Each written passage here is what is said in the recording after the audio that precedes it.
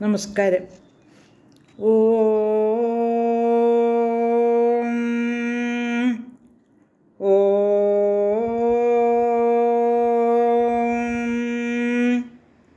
ഓം സർവമംഗളമംഗല്യേ ശിവേ സർവാർത്ഥസാധികേ ശരണ്യേ ത്രയംബകേ ഗൗരി നാരായണി നമോസ്തുതേ. ഓം മഹാദേവ്യൈ നമഃ. ശ്രീമദ് ദേവി ഭാഗവതം ദ്വിതീയ സ്കന്ധം അധ്യായം 3. അധ്യായം 4 ഇനി പാരായണം ചെയ്യേണ്ടത്.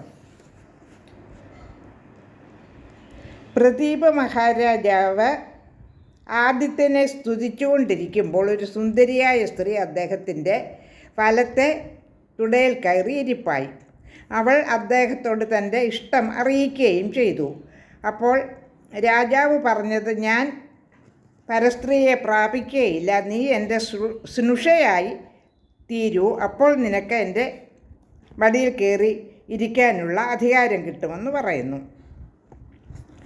അപ്പോൾ അവൾ അവിടെ നിന്നും പോവുകയും ചെയ്തു. രാജാവ് കൊട്ടാരത്തിൽ എത്തി.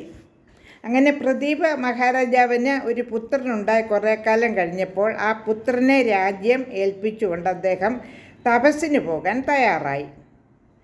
അപ്പോൾ അദ്ദേഹം പുത്രനെ വിളിച്ചു പറഞ്ഞത്, നിൻ്റെ അടുത്ത് കാട്ടിൽ വെച്ചൊരു പെൺകുടി പുഞ്ചിരിച്ചുകൊണ്ടെത്തിയാൽ അവളോട് നീ ഒന്നും ചോദിക്കുകയോ പറയുകയോ വേണ്ട, അവളെ സ്വീകരിച്ച് ധർമ്മപത്നിയായി ആക്കിയിട്ട് സുഖമായി ജീവിച്ചു കൊള്ളുക എന്ന് പറയുന്നു.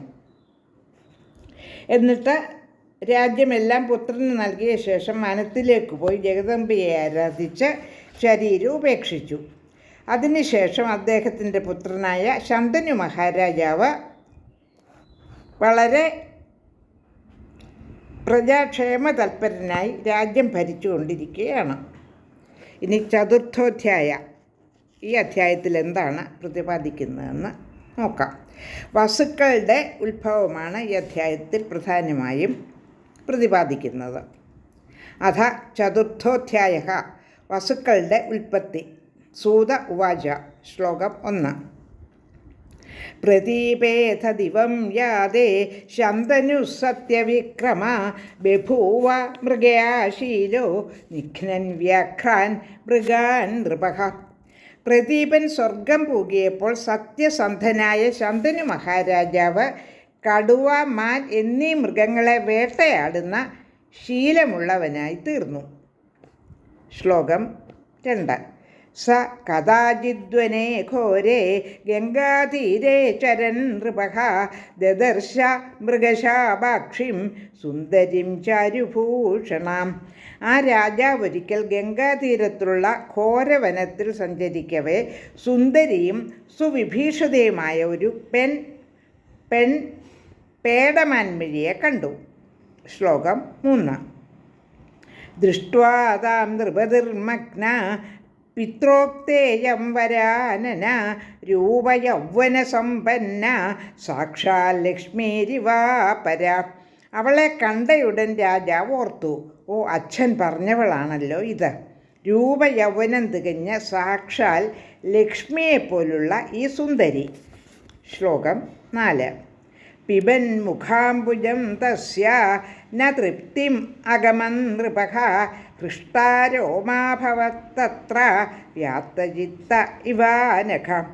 അവളുടെ മുഖകമലം കണ്ടുകൊണ്ട് എത്ര നുകർന്നിട്ടും രാജാവിന് തൃപ്തി വന്നില്ല. മനസ്സ് നിറഞ്ഞ പുറമേ അത് രോമാഞ്ചമായി പ്രത്യക്ഷപ്പെട്ടു. ശ്ലോകം 5. മഖാഭിഷം സാപി മത്വാ പ്രേമയുക്താ ബഭൂവഃ കിഞ്ചിൻ മന്ദസ്മിതം കൃത്വാ തസ്താവഗ്രേ നൃപസ്യജ. മഹാഭിഷ രാജാവാണെന്ന് വിചാരിച്ച് അവൾക്കും പ്രേമമുണ്ടായി. ഒന്ന് പുഞ്ചിരിച്ചുകൊണ്ട് രാജാവിൻ്റെ മുൻപിൽ നിൽപ്പായി. ശ്ലോകം 6.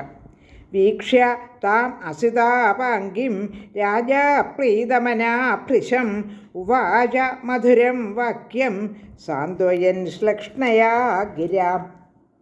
ആ കരിനീല കണ്ണാളെ കണ്ട് അത്യധികം സന്തുഷ്ടനായി തീർന്ന രാജാവ് മൃദുവാക്കുകളാൽ ആശ്വസിപ്പിച്ചുകൊണ്ട് മധുരമായി പറഞ്ഞു. 6 ശ്ലോകങ്ങളാണ് പാരായണം ചെയ്തത്.